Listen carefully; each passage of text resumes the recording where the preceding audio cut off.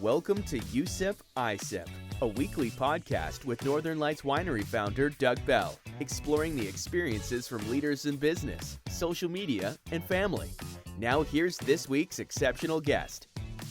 Welcome to USIP ISIP. My name's Doug Bell, host of the podcast, and I have a good friend here, Colin Carson, the CEO for Tourism Prince George. Young guy, young family, but a very important person in Prince George because you're delivering on the goods. You're bringing the message of all the great things happening in the city to people across the globe. Super happy to have you on. Thanks for joining the podcast. Yeah, thanks, Doug. Thanks for having me. Well, we are sipping on some Pink Night, and this is a great representation of the beautiful sunsets that are in Prince George. I think very underrated in terms of sunsets from all around the world. Prince George has some of the best sunsets ever, and it is very frequent, as well as, of course, the Northern Lights. So that is where we got our name for the winery here, the most northern winery in all of British Columbia. And so we're sitting here, and we're going to have some great conversation, but before we get too deep into the tourism industry, I want to hear a bit more about your background, where you grew up and what you experienced when you were younger. Yeah, absolutely. So born and raised in Prince George, love it here. I did venture out for quite a few years in my university days and then for a few years after that. But been back in Prince George for about 7 years now and absolutely love the community. I think it's one of those things where you don't truly appreciate the community where you grow up until you leave for an extended period of time and then have the chance to come back. So yeah, really, really happy to be setting some roots here in Prince George.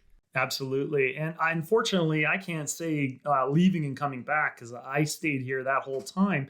But you actually traveled a significant distance away from Prince George. Can you tell us a little bit about that? Yeah, so it actually started at not too far away in Kamloops, British Columbia, at Thompson Rivers University. And unfortunately for Prince George, there's no varsity volleyball program at our university. So I was kind of forced to leave Prince George coming out of high school if I wanted to pursue that.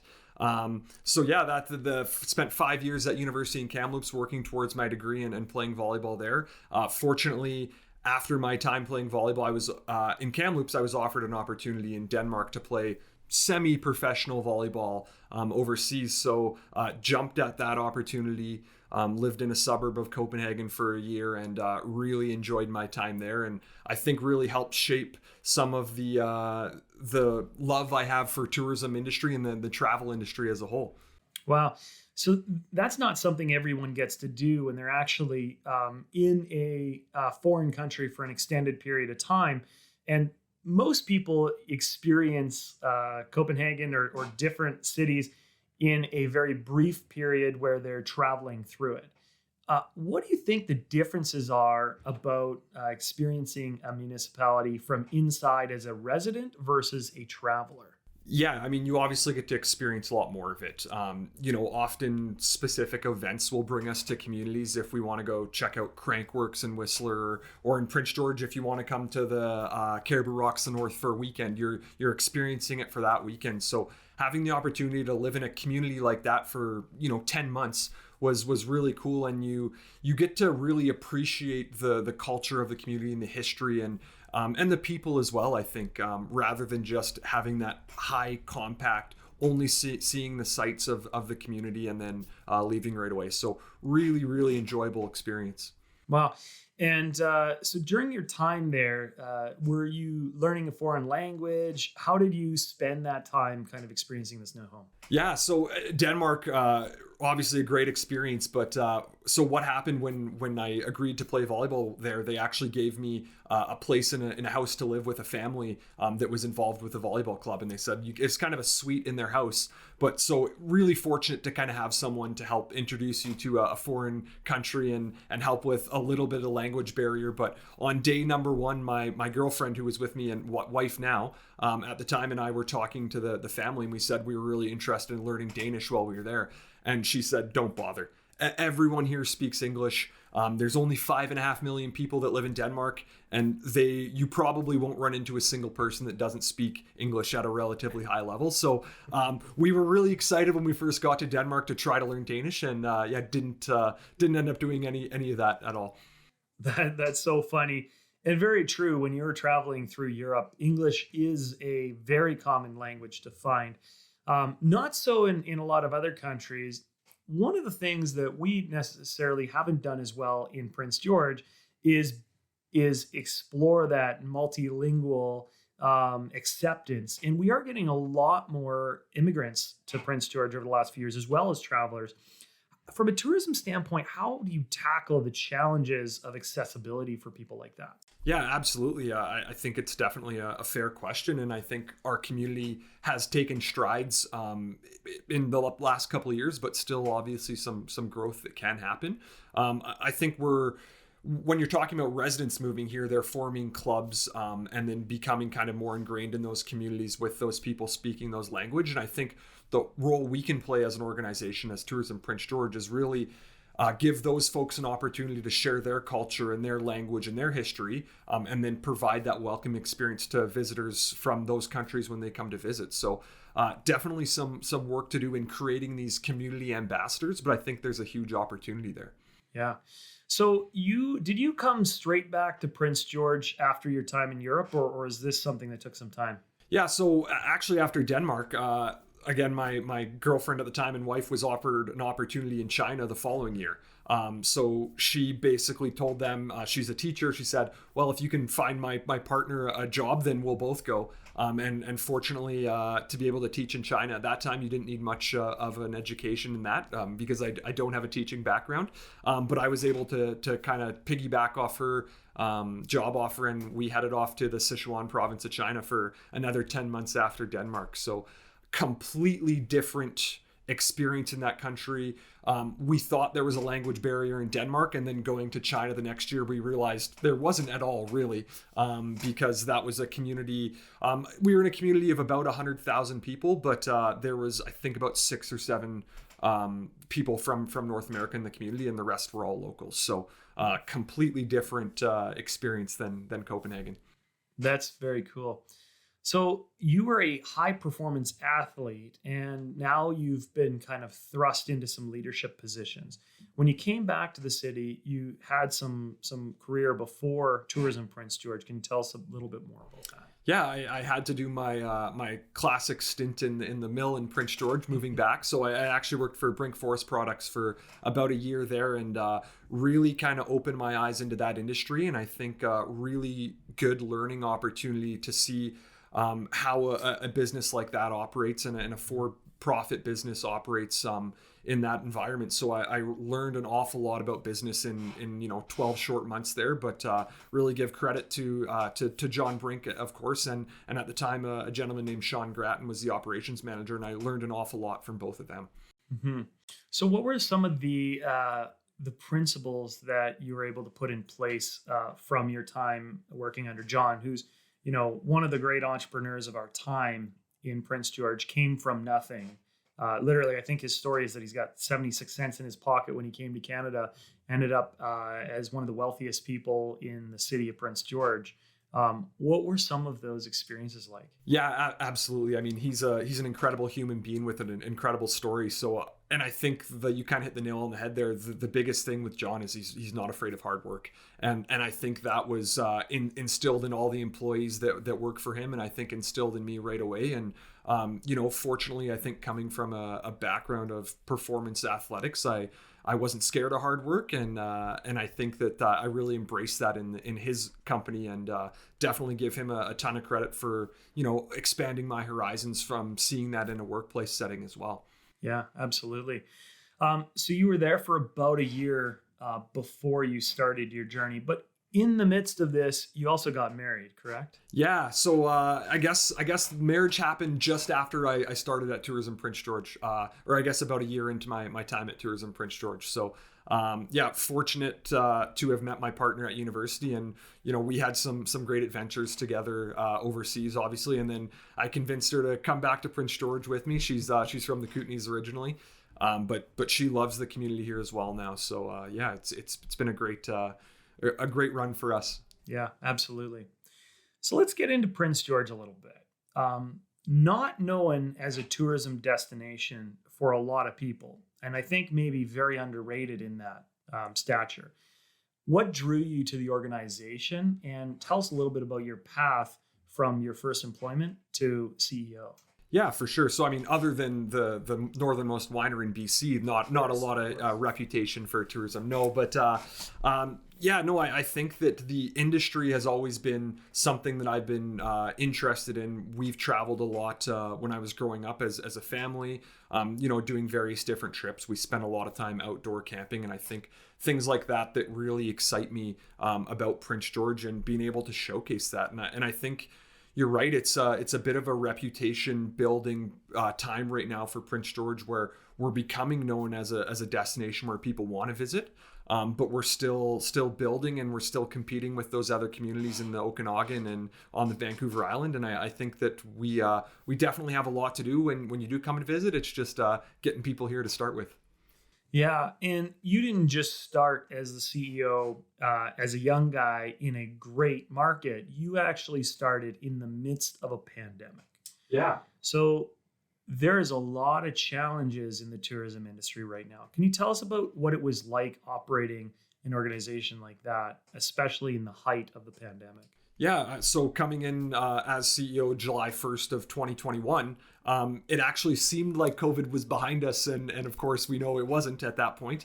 But it seemed like things were reopening for the summer, and it was a really exciting time to be involved in the tourism industry. All of that changed again in the fall once we saw restrictions come back, once we saw the gathering limits come in place again. So really challenging for the industry as a whole. I think Prince George as a community has done a really good job of positioning ourselves to still be successful attracting tourists. And for a variety of reasons, I think that the industry in Prince George has done a really good job of keeping the hospitality industry kind of afloat during the pandemic. But I think us having so many amazing outdoor experiences that we can offer, those are the types of things that people have been looking for over the last couple of years because they aren't comfortable in big crowds or big cities. So it really gave us a little bit of an advantage to some of the typical tourism destinations. The other really great thing about last summer for Tourism Prince George is we were able to attract a lot of those travelers from maybe southern Alberta and southern British Columbia who typically go to the States on their vacations, but with the border closure and not reopening until the middle of August, they were looking for somewhere else to go. And they kind of came north instead of going south. And it was, I think it was a good opportunity for us to kind of test out a market that we've been trying to get a little bit more of a hold on. And so it was exciting summer for us last year in that sense. Yeah, that's so true. This market, but not just this market, but the tourism industry as a whole has suffered so greatly. As a tourism business, Northern Lights Winery has been trying to consider new ways of providing experiences. But for a 2-year period, everything has been very limited. I remember early on in the pandemic, one of the things we decided we were going to try and do was virtual weddings, right? Because there was a maximum of, I think at the time, 10 people that were allowed to go to a wedding. It was incredible, the number of people that were planning on getting married that canceled or postponed or did something else. But there were many individuals that didn't want to do that. So they came to us and they asked us for something specific where they could still share with their family. And we had to get involved in technology very, very quickly and upgrade. And we talk about Zoom culture now and how things have changed. Now, in the last year, though, you see this is starting to turn again. And people are starting to value in real life or IRL experiences significantly more because they are missing that one-to-one connection, that human connection. How can businesses start to take this opportunity into the future and drive this real life experience and make it profitable, because it's been so long since they've been able to do that? Yeah, definitely. I think that's a very astute point, and I think that a lot of people are craving that human interaction, like you've talked about. I think that's what's so exciting about the tourism industry is it's people that want to travel, but it's usually people that are are traveling for happy reasons, and they're on vacation and they're excited to be in these new destinations. So it's really great to see. And I think for businesses, trying to capture that is just making sure that they're well, and realistically, there is certain needs that need to be met now from these people, whether that's certain cleaning processes that need to be followed, or physical distancing measures that still need to be in place because certain people aren't feeling comfortable. So I think the opportunity really is there. But the demand is there for the opportunity. So I think that, if you can find those markets that are aching to travel and maybe looking for a little bit more space, somewhere like Prince George, then definitely a big opportunity. That's very true. And we're very well situated to provide some of these safety mechanisms in our industry because we have such an amazing outdoor, spacious area to live in. We are rural, we're urban, we're kind of a mixture of everything else in Prince George.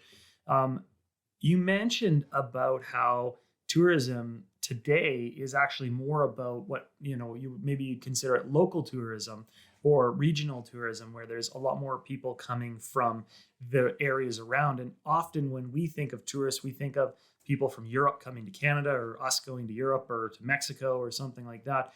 How are you approaching that from an organizational standpoint to balance the need for inviting people with, of course, the health and safety, and also where do you go to do that in a responsible way? Yeah, I mean, doing that in a responsible way is so key, and you can't invite the world back to your community if your community is not ready to welcome the world back. So, and again, I think fortunately for Prince George, we're not a community that always relies on international travel. So for us, welcoming back regional travelers and provincial travelers, it's a little bit easier of a pill to swallow than opening the floodgates to people from Europe or from Asia. So I think in that sense, it's again, maybe a little bit of an advantage that we have here in Prince George. But I think that, what we're seeing as a community is just that these visitors are wanting the experiences that we offer. So it is really exciting. And I think as we're starting to see the international travelers trickle in now, they're still excited to come to Prince George, and they're still wanting to experience what we have. So it is really great to see. And hopefully we can kind of continue to ride this little wave we're having. Prince George is a very special place to me because we have such a local connection to everyone around us, to nature, to the feel that people get when they know somebody's name going into a mall or a hockey game or something like that.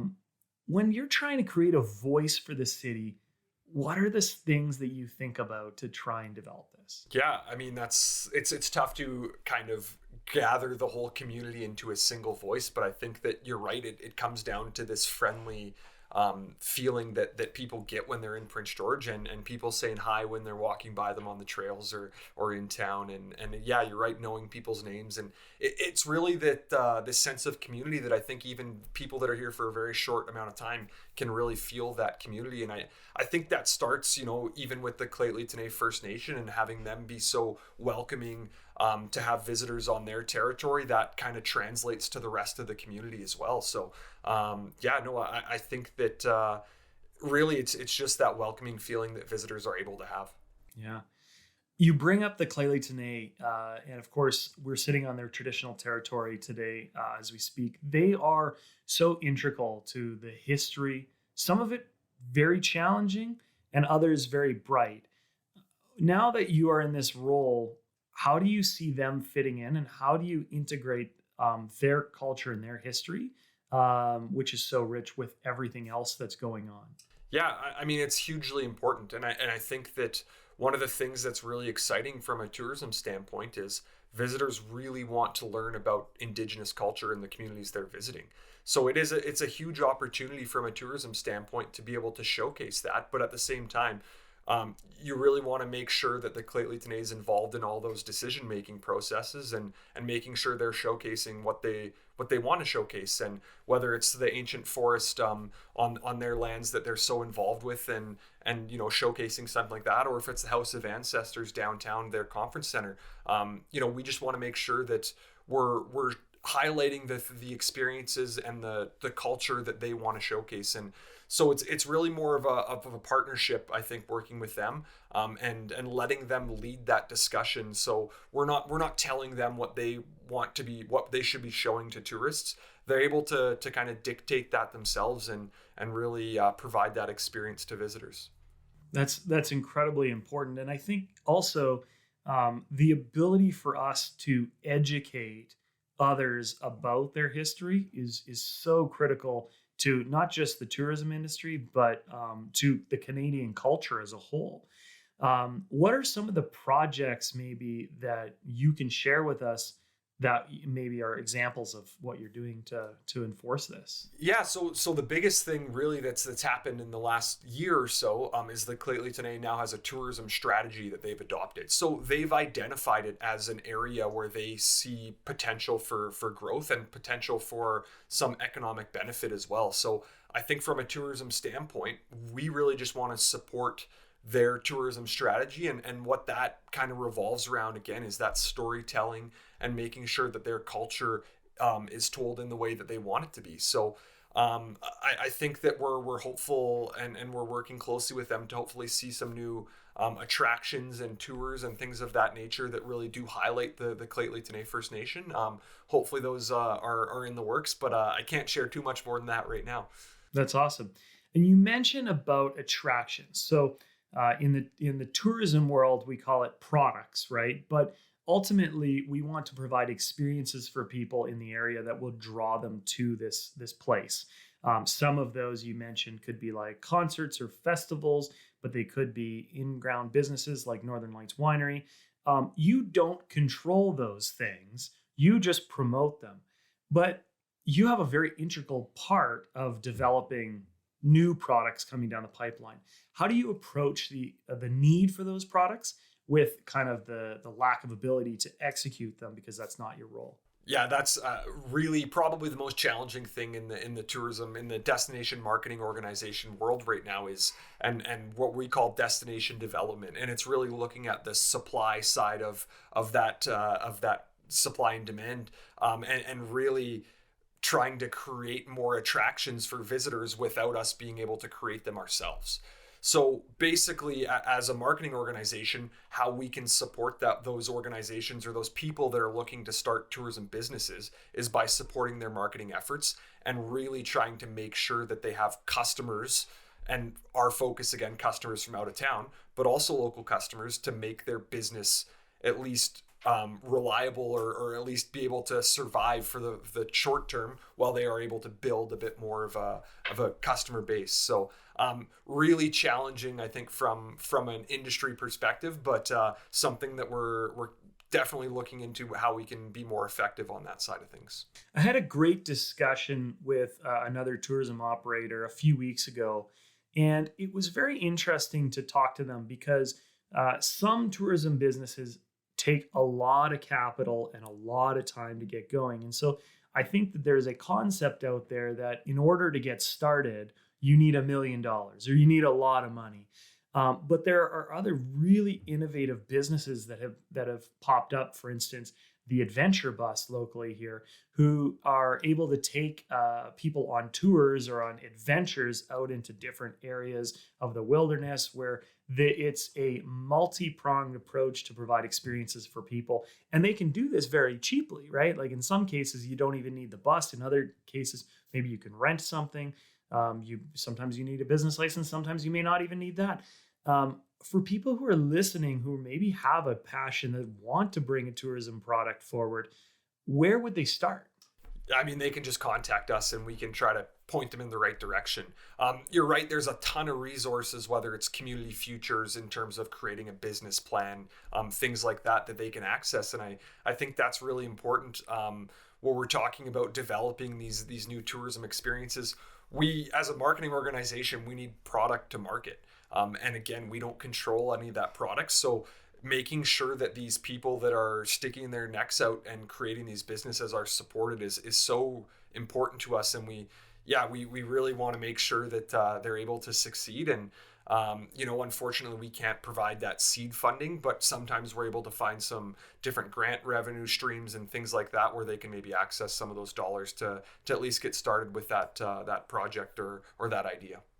And what types of experiences are you envisioning the future of tourism to look like? If I'm trying to build a new product for the Prince George market or any other market for that matter, where do you think the things are going?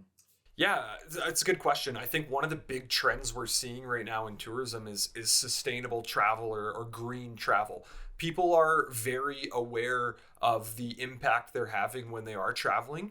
Even if you book a flight on Google Flights, you can see the emissions right there next to the price. So I think that that's something that people are very conscious of when they're traveling. So maybe some of the future of tourism is those types of experiences that are not only sustainable in practice, but also are showcasing or highlighting some of the region or some of the opportunities that exist in that area as well. So I think that that's one of the big trends we're seeing.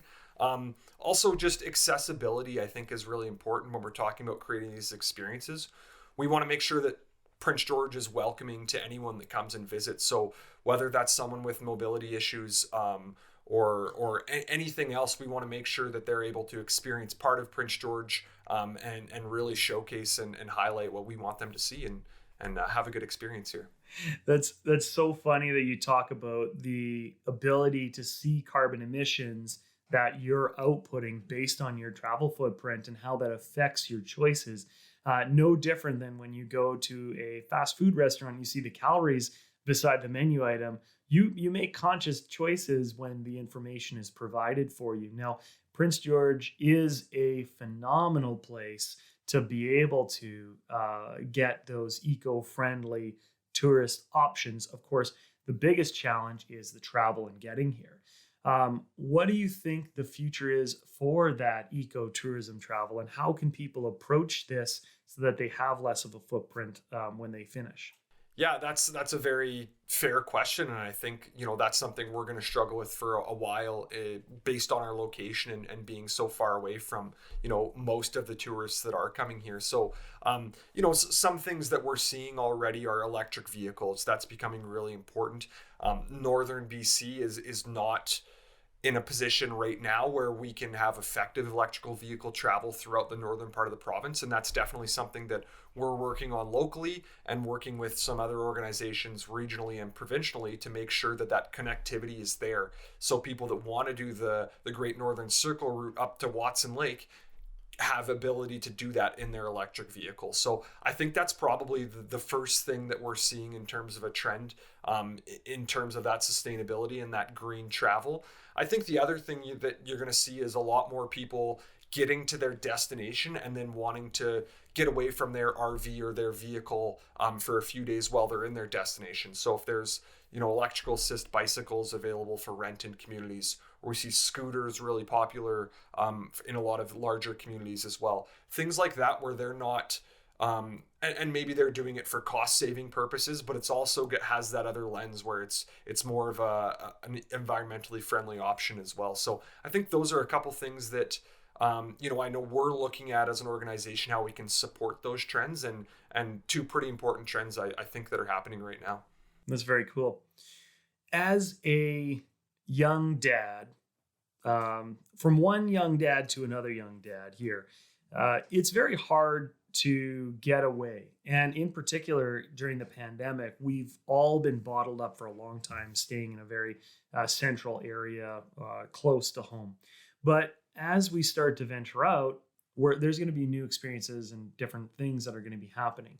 How do you, as the CEO of a tourism organization and a young dad, balance that opportunity to travel and find other products and other ways of experiencing things and bring that back to the city of Prince George?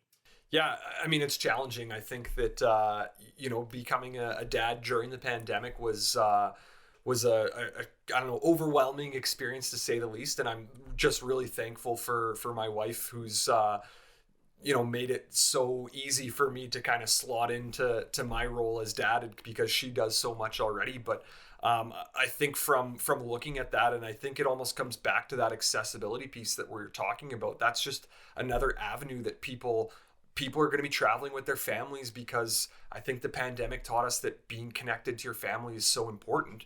So they're not going to be wanting to travel as much, or maybe it's more experiences where grandparents are traveling with young kids and things like that. So back to that accessibility piece, like stroller friendly, and it's places where people can breastfeed if that's what they're doing, and it's this all encompassing. It's not just accessibility from a mobility standpoint. It's everything. It's accessible to everyone. So I think that's really important as a community to look at. And again, as an organization that doesn't control the products ourselves, I think our biggest role is just trying to educate people in some of these trends and let them know if there's opportunities for them to shift into these trends and really capitalize on an opportunity there. Yeah, you bring up a really good point, and you mentioned accessibility a couple of times, which is an ever-growing sector, and maybe not necessarily a sector, but people are looking for products and experiences that fit a variety of needs. Now, before I was a dad, I didn't really think about those kind of things, and of course, there are individuals that have mobility issues and or hearing issues and or vision issues and or mental health issues. And everybody wants to be able to provide this inclusive environment, but it is very tough from a product standpoint to be able to give something to everybody. What are you think some of the biggest trends in the tourism industry that or ways people are approaching the ability to provide this accessibility? Yeah, I mean, I think fortunately there's a lot of grant opportunities out there right now to make businesses and experiences more accessible. So lots of opportunities provincially and federally to access dollars if your business or isn't at a point where it's accessible right now. I think when I think about Prince George and accessibility, my mind goes to the 2019 World Paranordic Skiing Championships and how it was an event and a world championship event, the first of any sport in Prince George's history. And that was an event that was for people with physical challenges and mobility issues or vision issues. So I think that event, we were able to bid on that event and secure that event. But what that led to was more accessible hotel rooms in the community, more accessible cross-country ski facility, more options for people that want to learn how to sit ski if they have mobility issues. So I think just providing that accessible experience, getting an opportunity like that to showcase an event and showcase these high-level athletes, but then have that tie into accessibility is also really important. And I think maybe where the trends with everything is going right now is that accessibility isn't an afterthought. It kind of needs to be weaved in with everything that we're doing. So I think that, it can't be something as like you're building a building and then you're going to add a ramp afterwards. That it should be universally accessible. Everyone's going in the same way, up through and through the doors in the same way. So, I think it's more just about all-encompassing accessibility and making sure that it's not an afterthought. It's included in the original plans. Yeah, that is a really great point. Within the Paranordic Winter Games, that must have been quite the challenge because there are only so many hotel rooms that were set up for these individuals with the mobility challenges. What were some of the things that you had to work on with the organizations and the hotels to enable this?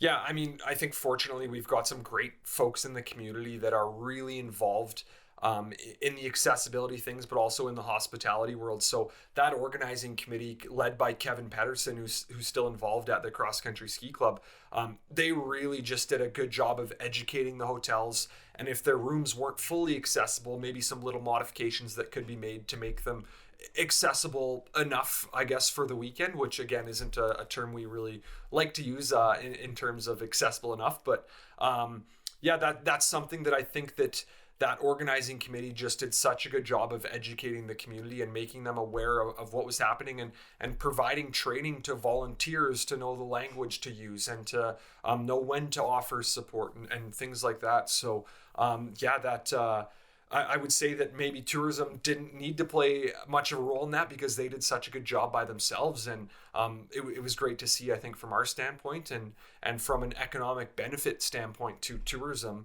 That event was 14 days long and it took over the community. So great to see that economic spin-off Also, the upgrades that were able to happen to the cross-country ski facility now allow us to host national level events annually if they're up for it with volunteers in the organizing committee. So some really great tourism spin-off from that. It's very true that accessibility is very important, and that we have a lot of great facilities. Now, I don't think too many of our listeners really understand the financial impact of a major event on their community. Can you talk a little bit about how a large-scale event or convention can affect the financial opportunities for a community and the businesses within? Yeah, I mean, they're huge. And I think that's why we spend a lot of time and energy as Tourism Prince George trying to secure these events, because the amount of people that come from out of town for multiple days is astronomical. So I think looking at conventions specifically, the Prince George Conference and Civic Center is our biggest facility for that. And when that building is full for conferences that have out-of-town visitors, then all the downtown hotels are full, and then all the surrounding hotels have to be full as well, because everyone who might stay downtown is now being moved a little bit further out. So it just kind of really has a big impact on those hospitality businesses. Same thing for all the restaurants in the downtown. When there's a big conference, they are jam-packed. So that's great to see. When we're talking about sport events and sport tourism specifically, we actually have a really cool tool we're able to access through Sport Tourism Canada, and it's called the Sport Tourism Economic Assessment Model. And what that is it's really just a huge calculation and a really complicated formula that spits out a number of an economic benefit that an event brings to the community. So really cool tool that we can use for sport events. We don't have anything like that in place for conferences or other festivals and events. But when you hear about STEAM numbers for sport events, it's through that Sport Tourism Canada model. So there's thousands of dollars of economic activity generated whenever we bring a event to the city. But there's also sometimes another side of it where people don't necessarily want that to come there, because they want things to be more open and they don't like it when the restaurants are always full. How do you balance that, and what do you say to like the community that you're in when you're hosting things like this? Yeah, I mean, the displacement of these events is real. And, I think fortunately, the majority of folks in the community like seeing these events and like seeing the economic benefit of these events. So that's great to see. But I think from our standpoint, again, it's about educating the community where we can, trying to provide those good news stories that, hey, maybe the restaurants are busier than you'd like this week, but this support that they're getting from these out-of-town guests is going to make it so they're financially viable to stay open year-round. And then you can go see them on a Tuesday night when it's slower in February maybe. So I think it's really just about the educating piece that although there is some displacement involved with these large events, the benefits from them hugely outweighs that. How do you communicate that though? Because as a resident of Prince George, and I, to be full disclosure, I'm on the board of Tourism Prince George. I don't see that a lot, right? And so there's a ton of misinformation that comes out about why things are the way they are, but you are a communication first organization, and a lot of the communication you do is outside of the city. How do you deal with the internal politics of it? Yeah, I mean, very good question. I think we get that a lot from local residents, like, hey, I didn't see any of your marketing campaigns. And the answer I usually give them is like, yeah, you're not supposed to. We're not trying to attract you to come to Prince George. You're already here. Now, when we're talking about this education piece and talking about the economic benefit that these events have or that these marketing campaigns have, that's when we have to turn away from our primary market here and try to really educate and promote to these locals. So I think that's something that we're constantly battling with and trying to find the best way to do that. We operate some of our social media channels as marketing tools and other of them as communication tools and really focused more towards locals. So that's where if you're following our LinkedIn account and if you're subscribed to our newsletters, you're more likely to see those types of stories rather than just our marketing campaigns. I think the other group of stakeholders that we really try to engage with this stuff is our local media. And fortunately, they've been really good partners with us in this. When we feel like we have a good story to share, or maybe it's not so much a good story, but a story we need to share, they've been really supportive in allowing us to share that message and giving us a platform to do so. So if you're not hearing those messages, maybe you need to tune into some local media a little bit more. Very good. I definitely can appreciate that. And with today's media landscape, everything is so fragmented as well. Where do you focus your time and attention in order to get the maximum benefit for the city? Yeah, I mean, I think that's a very good question, and definitely something that we're constantly changing as well. So the structure of the tourism industry in BC, so we're a community DMO, or destination marketing organization, and we work really closely with the regional DMO, Northern BC Tourism, but as well as the provincial organization Destination BC. Now, they are two hugely successful organizations that have a lot of staff and a lot of budgets that go into market research and things like that. So fortunately for us, we don't have to spend a ton of our dollars trying to find the right places to market.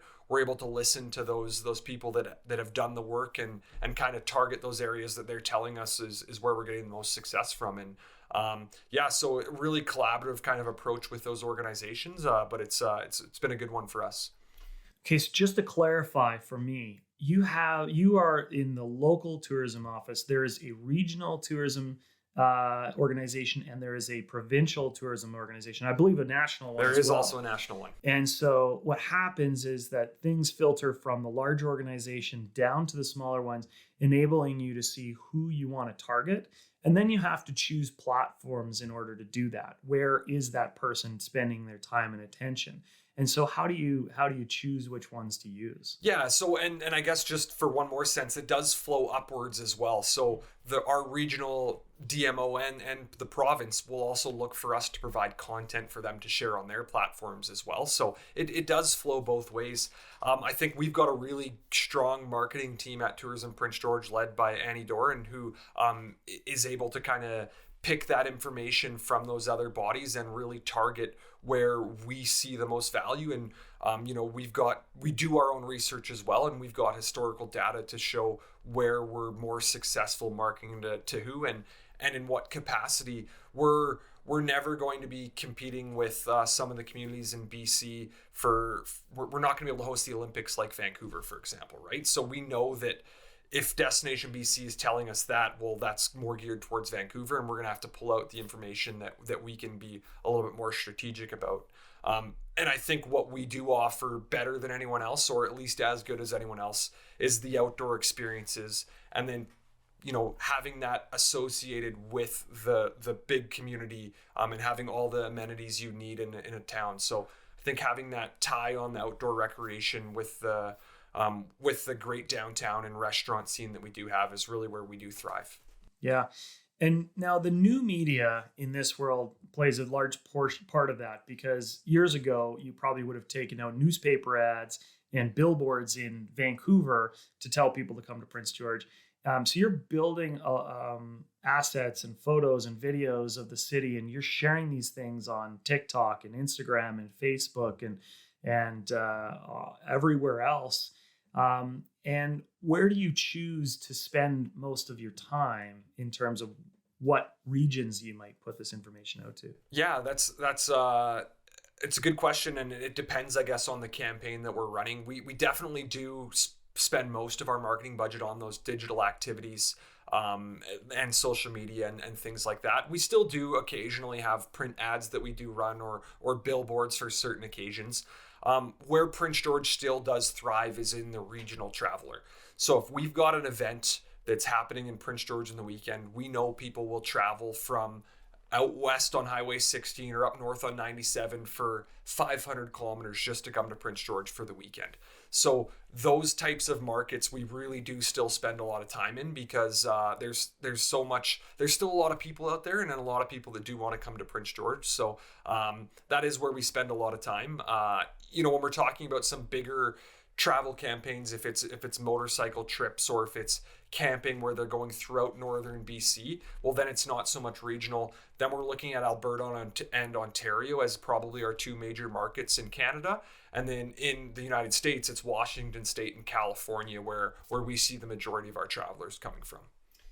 So before you took over as CEO of Tourism Prince George, you worked a lot in sport and event. I think you worked in meetings as well.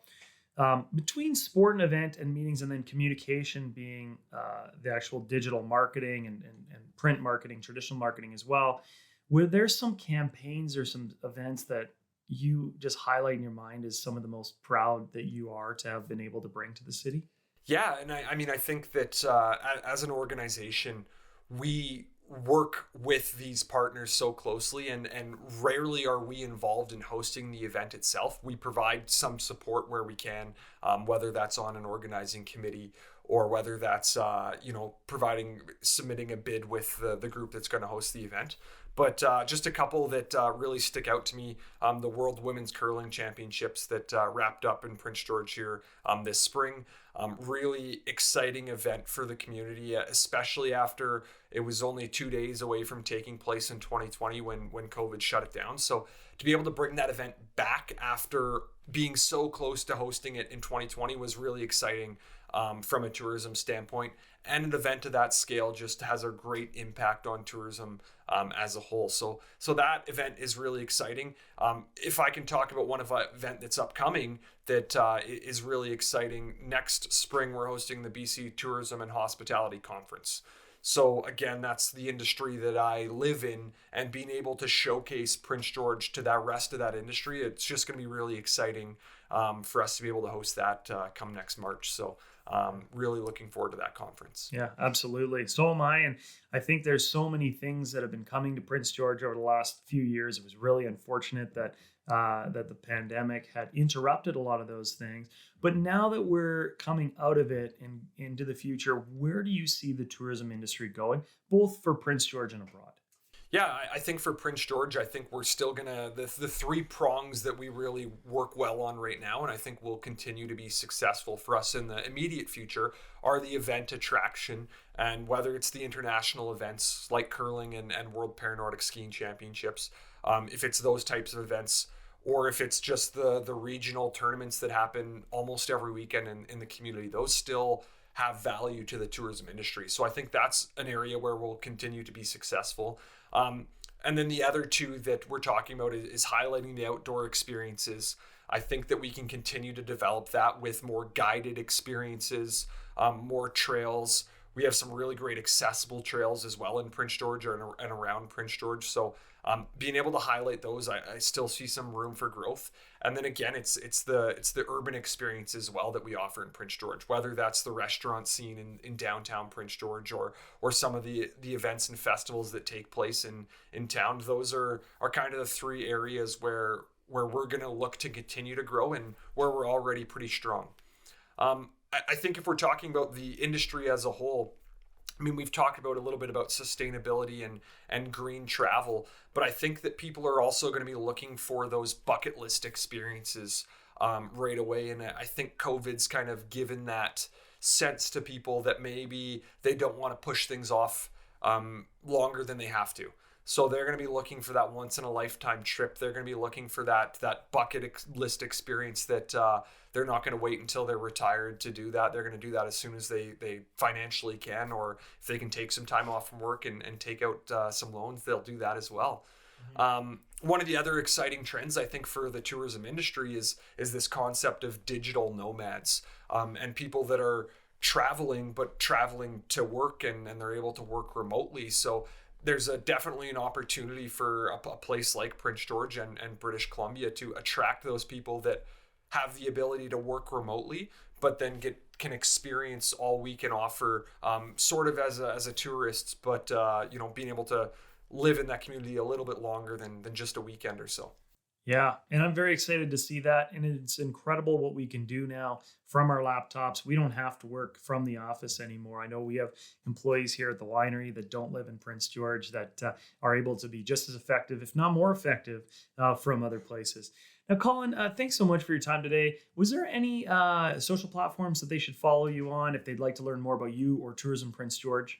Yeah, I'm not too involved in my personal platforms, but definitely follow the Tourism Prince George accounts: Instagram, Facebook, Twitter, LinkedIn, TikTok, everything. Maybe we're not quite caught up on everything yet, but for the most part, at Tourism PG is where you can find us, and keep looking for that content coming from us. Absolutely. Well, you've had a tremendously successful early part of your career. We're all really excited to see where you go next, hopefully staying with Prince George Tourism for a long time. This has been another episode of USIP. Thank you, Colin Carson, CEO of Tourism Prince George, for joining us. And for all those listening, we'll see you on the next episode. Thank you for listening to USIP ISIP. Please hit the 5-star rating and leave us a review. If you'd like to learn more about Northern Lights Winery, text us at 604-670-4046 or visit us on social media at Northern Lights Winery.